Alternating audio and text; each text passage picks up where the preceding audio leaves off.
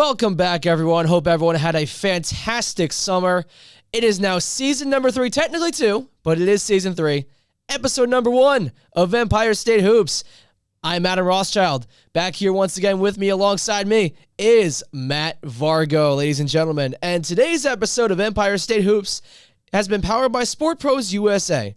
For more information, visit sportprosusa.com or call 877-HOOPS-NJ to make your dream court a reality today. So, it's been a long summer. Hope everyone had a fantastic summer. Focused on, baseball most of it probably. I was, working in the summer, having an awesome summer, and back on campus as per usual. And basketball season right around the corner, but I've been dialed in on the Yankees and Jets recently, and after watching the Jets yesterday, I do not want to talk about them. Time to get onto the New York Knicks, and what an offseason it was, Matt. Yeah, it was a really interesting offseason from all the moves they made, the draft, free agency, and also just for the NBA in general, having the Olympics played this summer. That was also a lot of fun to watch. And yeah, it feels good to be back, though. Yeah, for sure. It's been a long, long summer. Of course, like you just mentioned about the Olympics, that was the basketball highlight of the summer. Of course, even going off topic a little bit here, that was insane to watch with Steph Curry going absolutely off the charts from deep. And I don't know the next time we're going to see a performance like that, but now getting to the main stories here from the New York Knicks and the offseason. The main interesting one, before we get to all the crazy stuff that's been happening recently, yes, it's a lot, but we will get to that. Do not worry, we will cover it. But first off, the Knicks have a new captain, the point guard, Mr. Jalen Brunson. From what he's done these past 2 years in New York, it's impressed and shocked the basketball world. And from what he's done, bringing the Knicks back to the top of the Eastern Conference. Of course, they're a top 10 team, but from what he's done, getting them back to this point, it's actually what Julius Randle did before he left, which we'll talk about later on, of course, finding ways to bring in players and bringing in a guy like Jalen Brunson from basically being a backup point guard on the Dallas Mavericks to coming to New York and being an all-star for the first time ever. And he's been a captain now. Yeah, you got to remember when the Knicks signed him from the Mavericks, I believe that was back in 2022 after the Mavericks made the Western Conference Finals. I mean, everybody now, you say in retrospect, given what he's become and the contract he recently signed, taking a massive pay cut, that obviously for the Knicks, they were geniuses. The Mavericks, what were you doing? Luka's co-star was right there, even though they eventually got it with Kyrie. His homegrown co-star was right there. But you got to remember, at the time of the signing, everyone thought that the Knicks massively overpaid for a guy that had a few great playoff games. And again, as a Nova fan, I respect the hell out of Jalen Brunson, guy who went from a second-round pick to being the face of the team in the Big Apple. He was excellent against the Sixers in the postseason this year. He was great against the Pacers when he was healthy, and then he didn't get healthy as long with the rest of the team, and they lost that series. But with all the moves they made, they are primed to go on a deep playoff run for the first time really since the 90s. And with the roster, of course, this year, looking back from the 2020-2021 Knicks during the COVID year, the only player left from that team, by the way, just to let you know, is Mitchell Robinson. After the stuff that just happened recently, which, like I said, we will get to it. Do not worry. Now getting into more of the interesting offseason. The first trade the Knicks made early July, right after 4th of July, I believe is when this was. They traded with the Brooklyn Nets to get the final missing Infinity Stone. That was Mikal Bridges. Yeah, Mikal Bridges, he was obviously rumored to the Knicks for a long time because of the Nova connection and whatnot. I thought it would be a good move, but how much of a move would it make for them, given that he's not necessarily the star-level player that I think would truly push them up to the next level? But I'm pretty sure, in retrospect, what the Knicks gave up in terms of players, it wasn't a lot. I believe the only player they gave up of significance in that trade was Bojan Bogdanovic.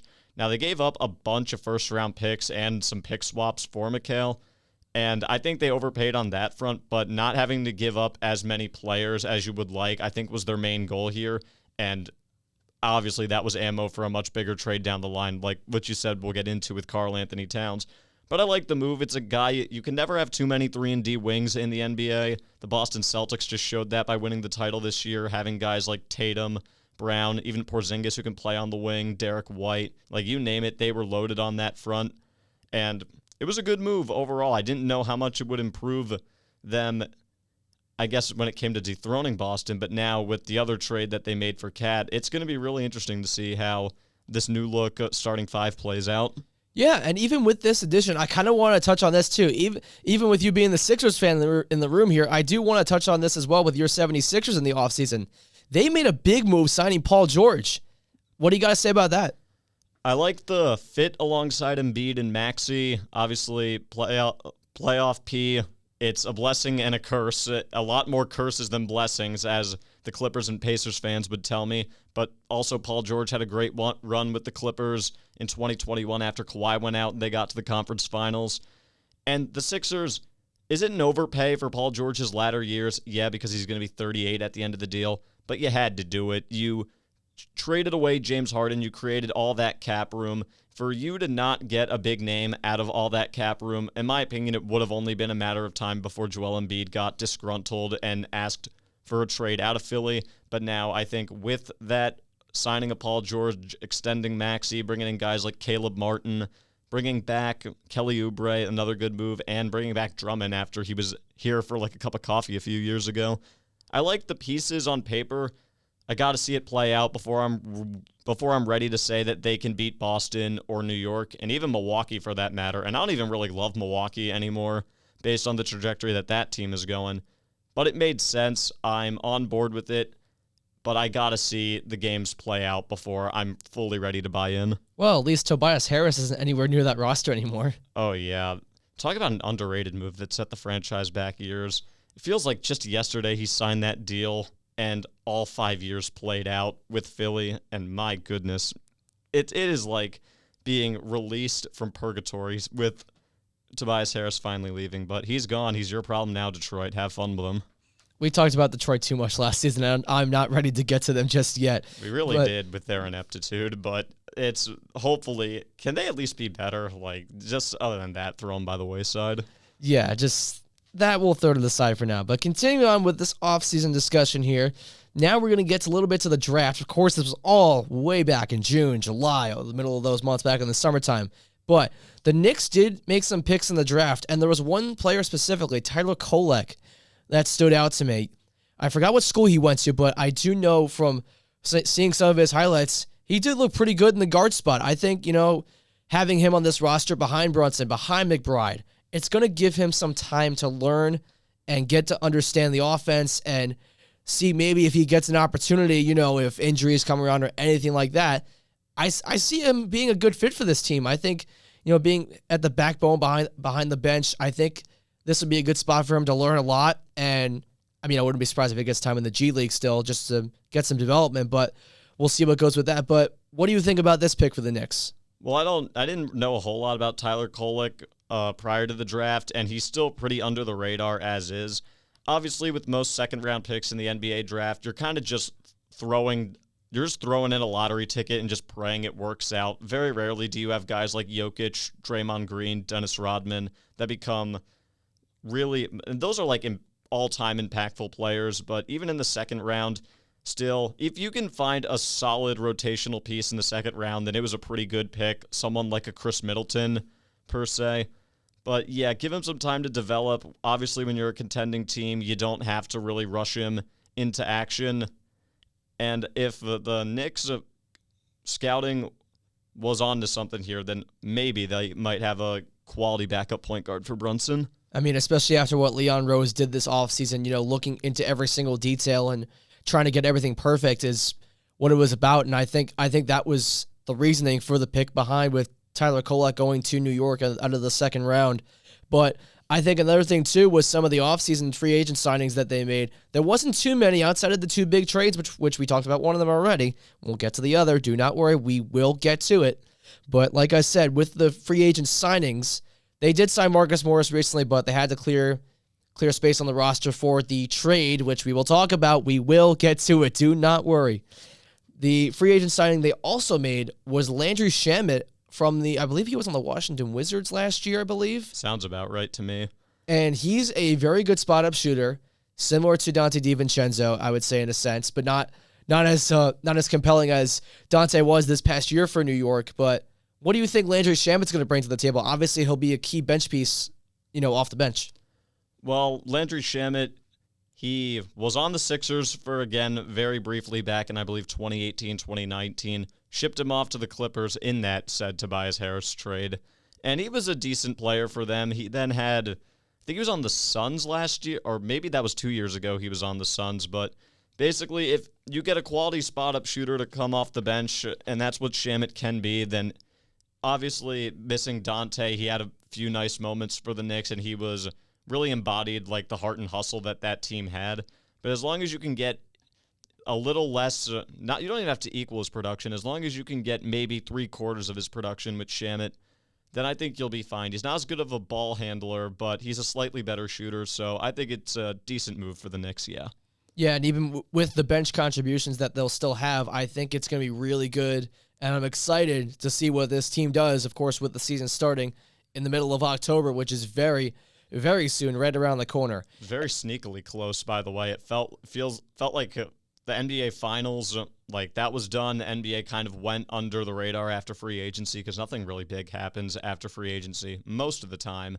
And then all of a sudden you blink and the MLB postseason's here, NFL started, and NBA with all the media day stuff, I believe preseason's maybe like a week or two away. And yeah, it's almost here, and it's going to be interesting when it all finally plays out because it's a great era of parity in the NBA, and I'm excited. Yeah, this is going to be a very entertaining season, with a lot of the moves that have been made. Of course, the Paul George trade to the 76ers.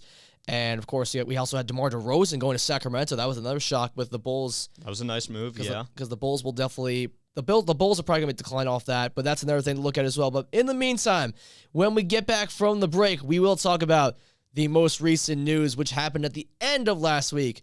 The New York Knicks made one of the biggest trades in the last, I would say, probably 5 to 10 years or so, getting Karl Anthony Towns from the Minnesota Timberwolves.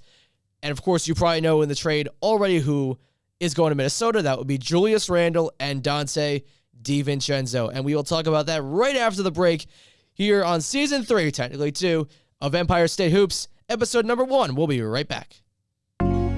Hey there, basketball fans. Are you ready to take your love for the game to a whole new level? Well, listen up. We've got something that will make your hoop dreams come true. Introducing Sport Pros USA, the ultimate destination for all your backyard sport court needs. Whether you're a diehard Knicks fan or just looking for some slam dunk fun with your family, Sport Pros USA has got you covered. Picture this. It's a sunny afternoon in New York, and you step out onto your very own custom-built backyard basketball court. The court where legends are born and memories are made. A court where you can unleash your inner baller and shoot hoops like your favorite Knicks players. But it's not just about basketball. It's about family, friends, and fun. Whether you're hosting a game of horse with your buddies or teaching your kids how to dribble and shoot, Sport Pros USA brings the magic of the game right to your doorstep. Our courts are more than just a place to play. They're a place to connect, bond, and create unforgettable moments. And with Sport Pros USA, you can have it all, right in your own backyard. We're not just building courts, we're building dreams. Dreams of buzzer beaters, comebacks, and endless laughter.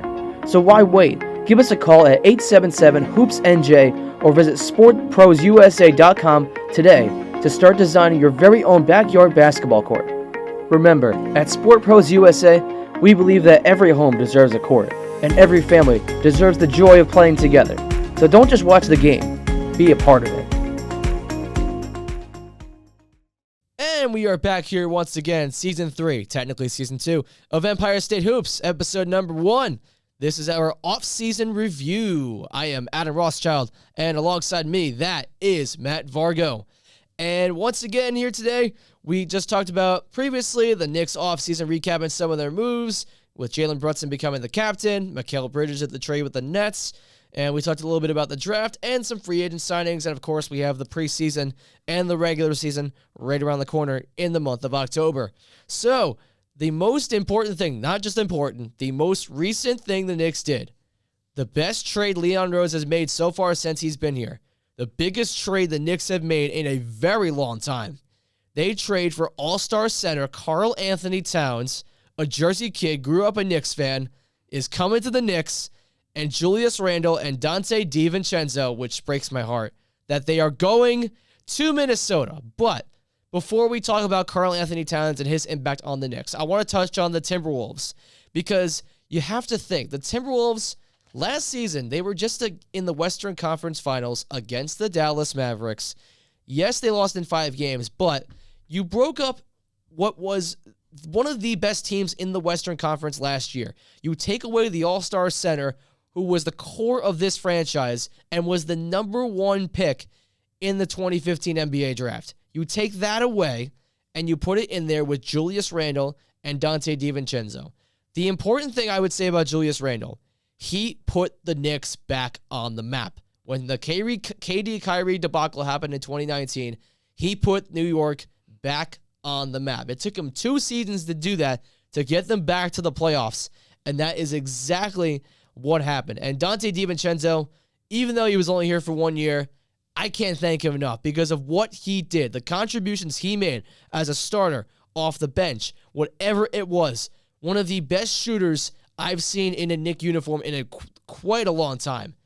He did a lot for this team, and so did Julius Randle. Yeah, like you said, it feels like just yesterday that 2019 offseason happened, and it was one of the most impactful offseasons really ever, if you think about it. KD and Kyrie went to the Nets. I think that was the same offseason AD got traded to the Lakers. Paul George and Kawhi teaming up in LA. Jimmy Butler going to Miami. Like, if you look back in retrospect, that really shaped the league in a way of what it is nowadays. And when Julius Randle first got there, along with Taj Gibson and Marcus Morris, I think there was another power forward. Bobby Portis was another one. Yeah, all those power forwards, it was all kind of mocking the Knicks for not getting KD and Kyrie, and obviously not getting Zion when they lost the draft lottery that year. But Julius Randle, I mean, it started out bad. That first season there was a disaster. Now the team was also really bad. And then when they hired Tibbs, Randle finally broke out under Tibbs, got him to the playoffs that year. It was really out of nowhere. That team, especially if you look at that roster nowadays, like, you'd be surprised how that team was a 4 seed in 2021. Now, it was a really weird season because of COVID and a mostly empty stadium. But what ultimately, despite that, Julius Randle, I think he had a down year the next year, but he had another all-star caliber season just really 2 years ago in 22-23, and they dealt with the injury last year. It was definitely a roller coaster with Julius Randle, as I liked to jokingly say whenever he was in one of his slumps. I called it the greatest hits tour of the 4 for 12, 5 for 18 shooting nights. And although it was fun to kind of mock, especially as a Sixers fan in retrospect, he did have a nice impact in getting the Knicks to being a respectable team again. And Dante DiVincenzo, if there's any lasting impact of his time in the Knicks, and what you'll think of is when he hit the shot in Game 2 against the Sixers to really steal that one. So, and for Minnesota, like you said, I don't really know what the point of the trade was, because like you said, they were so close. They knocked off the defending champs, and Cat played really well, especially in Game 7 in Denver when Anthony Edwards had an off night. My only take on it is that maybe Minnesota is trying to shed Karl Anthony Towns' contract, because it was a hefty contract, and that was alongside Gobert's contract, and eventually you would have had to give Ant his Supermax deal eventually when that comes down the line. And I don't know the kind of pieces of the second apron and whatnot that every team is so afraid of, but I think Minnesota was trying to avoid the second apron. And obviously Randall's contract is a lot more digestible because I believe he only had, maybe 1 year left on it, if I remember correctly. But obviously for the Knicks, huge upgrade in the short term, at least in my opinion. For Minnesota, are they trying to take maybe one step backwards to maybe take a big leap forwards down the line? I don't really know. That's kind of how I see it on both sides. Well, you also got to think about this too. This could also have an effect on Anthony Edwards because of the positioning now, because now you look at their starting lineup, it's not going to be the same without Towns. I mean, yes, you still have Rudy Gobert, but he's not what Karl Anthony Towns was. Yes, he's a 2-time Defensive Player of the Year, but that's the thing with Minnesota and the trajectory that they could possibly take this year.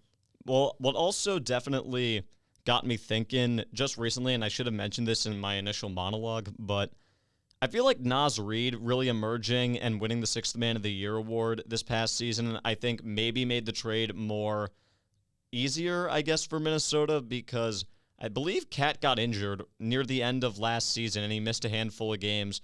And Minnesota didn't really collapse or anything without him. They kind of stayed exactly as they were when he was out. Now, I don't think they could have gone as far in the playoffs without Cat, even though he struggled against the Mavericks. But I think Naz, you still have two big guys in the starting lineup, I'd assume, if you're going to bump Naz Reid up to play alongside Rudy Gobert. Ant's going to be Ant. Randall, I think they're going to have him play small forward, I'd assume. And I guess maybe have Jaden McDaniels in the starting lineup as well. So, yeah, I think for Minnesota, I know Ant's probably upset about it because Cat was there when he got there, and they seem to both really like playing with each other. But NBA is a business, and guys get moved left and right. I applaud Minnesota for not staying pat per se, because I don't know if they reached their ceiling this year with Cat. We'll see how it plays out down the line. And again, kudos to the Knicks for not being afraid to take a big swing. If it doesn't work out, and I don't see as of right now why it wouldn't work out, at least you could say they tried. I mean, think of other teams who just sit there forever when they have a star-level player and they just don't do anything. Think about it with Dame and the Blazers. Like, the Blazers never made a big swing for any real co-star for Dame outside of CJ McCollum. But CJ McCollum wasn't a star-level player or anything, so I kind of see Randall in a same... Not that he's better than CJ McCollum, but at least they were willing to take, like, an actual big risk to really try to push their ceiling in the Eastern Conference. Yeah, and I think that was the big thing also when you look into the retro perspective of the situation with the trade and everything. But looking at this from the New York side, I think they wanted to take the gamble and they want to get to the top of the East because they know Boston's up there. They know Philly made the move, and they were like, yeah, Leon said we got to match him. And I think with this, they match him. But it's also funny, too, with this trade because, of course, the Knicks have media day today. And, you know, they were all asked, the media, of course, you would think they'd ask questions about the trade. Of course they did. And, you know, they asked Jalen Brunson, have you talked to Carl since he's gotten to the facility yet? Because there was a leaked photo of him outside the Knicks training facility in Westchester, New York. And Jalen Brunson's like, who's Carl? Who's Carl? Where is he? Who's Carl? And then Josh Hart said another thing, too, because they were asking, they're like, yeah, Tibbs probably won't put you at center that much just because you were playing a lot of those spots in the postseason. And you know what he's like? Thank God. Thank God I don't have to do that anymore. I could just play at the 3, play at the 4, do what I got to do. Well, I mean, by the end, he basically had to play any position Tibbs wanted him to because they were so depleted by injuries to the front court because Mitchell Robinson got hurt, OG Anunoby got hurt. I mean, he tried to come back later in the series against Indiana, but he just couldn't because he was in too much pain. But overall, with the Knicks, I believe Achua is still around, if I remember correct. He is. So if you have Cat, you have him in the rotation as well, alongside Mitchell Robinson. I think that is a good foundation to have in your front court alongside McHale and OG Anunoby. And the thing is with Karl Anthony Towns, and what was also critical with Minnesota is that when he was the guy in Minnesota, they never really went anywhere. When Jimmy Butler was the guy, they made the playoffs, and then when Ant was the guy, they got to the playoffs 3 straight years in the conference finals. So it's not like he's coming in necessarily and has to be the guy on the Knicks, because Brunson's the guy. And as we've seen, Brunson as the guy, you can win a playoff series, and maybe 2 if they stay healthy in the East. And now, especially if you look at it in the standings with the season coming up, is it unreasonable to say that the Knicks are the second best team in the East, at least on paper? Because right now I think it's Boston, and it's going to stay Boston in my mind at the top until I see them fall, until I see another team beat them. But then after that, it's like Philly, there's too many questions because they turned over a lot of the roster. The Knicks did as well, but not to any kind of extent that the Sixers did.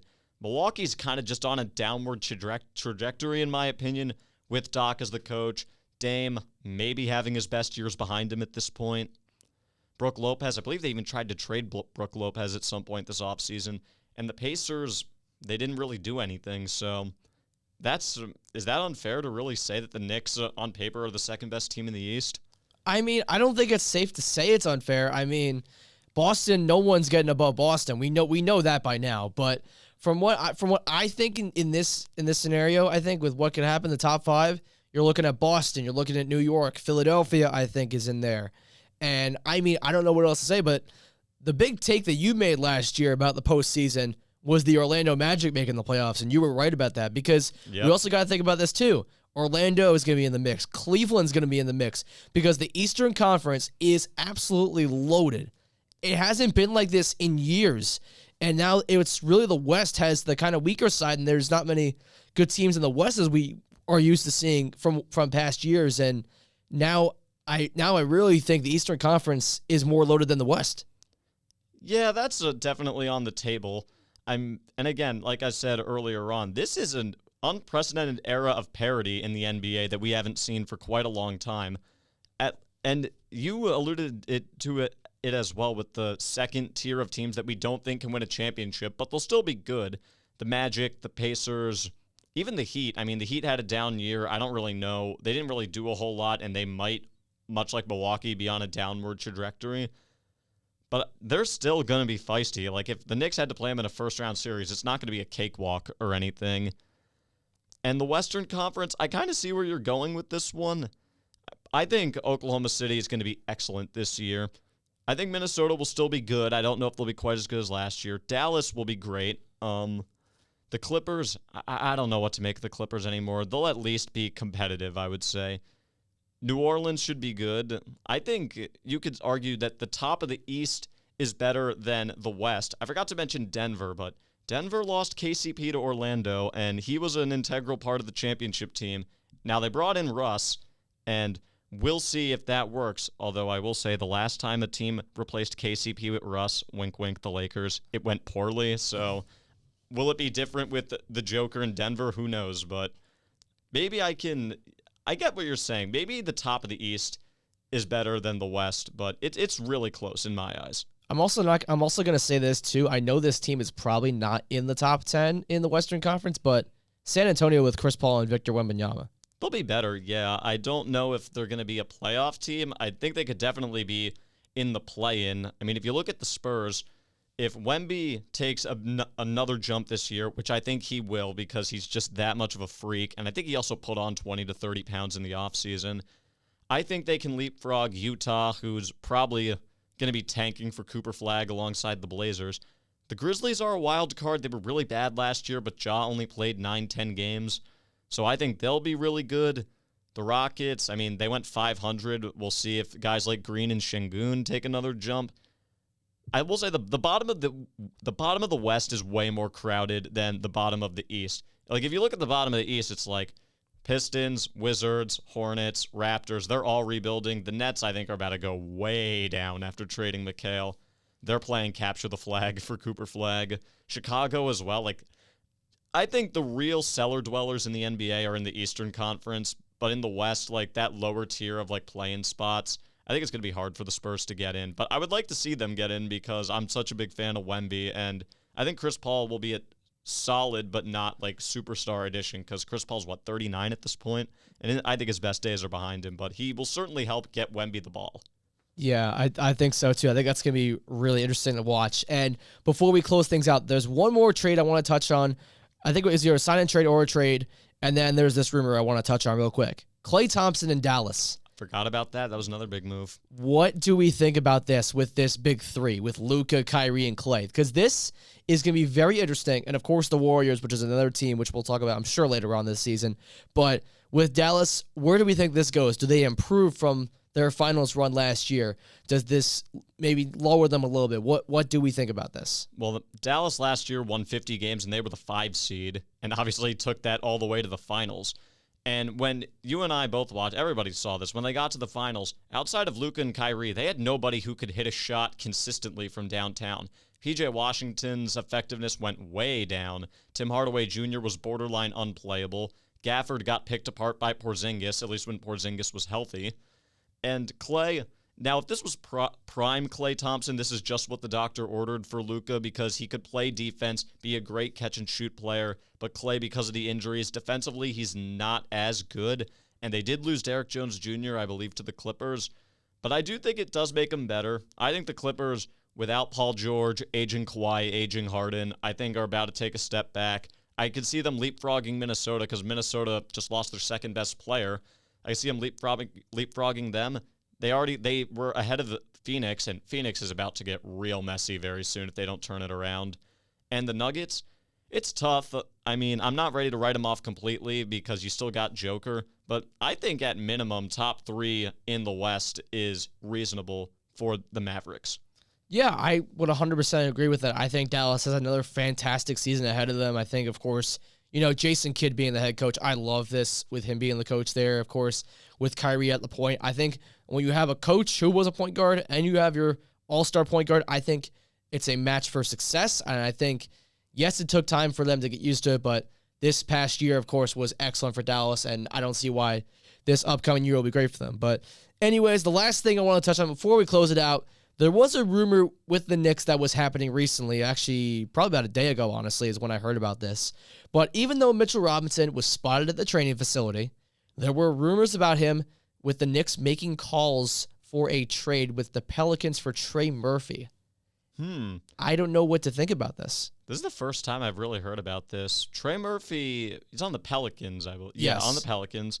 He's one of their 3-and-D wings, if I remember correctly. I mean, the Pelicans have a lot of those guys like him, Herb Jones. Alvarado's a decent gadget guy to have off the bench.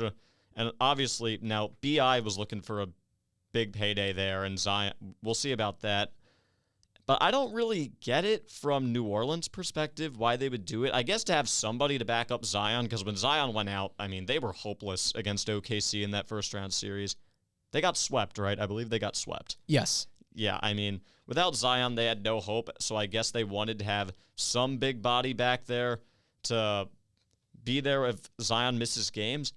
But they still have Valanciunas, who's a good center and can stretch the floor. So I don't really know why it would make sense for them to do it. And for the Knicks, I wouldn't really necessarily get it as well because you already have I said you can't have enough 3-and-D wings, but they already have more than enough options in the front court to really help them. And Mitchell Robinson's better than Achua, so I don't really get it from their perspective, from really either team's perspective for that matter. Well, the only reason they've talked about it is because Mitchell Robinson isn't going to play till January because of the injury he had last year. Yeah, so, I didn't consider that. So he's going to be out for quite a while, so that's why Precious Achua is going to be playing a big role behind Karl Anthony Towns most likely. And, of course, with the preseason coming up and all this fantastic stuff with the NBA season right around the corner, we cannot wait for it to get started. So before we close things out, once again, the New York Knicks preseason will be starting out very soon. Their first 4 games in the preseason will be at Charlotte versus the Wizards, versus the Timberwolves, which will be interesting to talk about, and then versus the Hornets at Madison Square Garden. So, this episode of Empire State Hoops has been powered by Sport Pros USA. For more information, visit sportprosusa.com or call 877-HOOPS-NJ to make your dream court a reality today. So, we talked a lot about the offseason, Jalen Brunson being captain, Mikal Bridges on the Knicks now, the last Infinity Stone until one of the other stones was removed, being Dante DiVincenzo, of course. We talked about the draft, the free agent signings, Tyler Kolak, Landry Shamet. Then we talked about the missing piece to the puzzle, Karl Anthony Towns. Jersey kid, back in New York, grew up a Knicks fan, and I think he's ready to take on the challenge alongside the captain, Jalen Brunson. So, with this being the first episode of the season, we'll see you next week, and the preseason is right around the corner. Once again, this is Season 3, Episode 1 of Empire State Hoops. I'm Adam Rothschild. That's Matt Vargo. And here we are signing off. See you next week. Peace.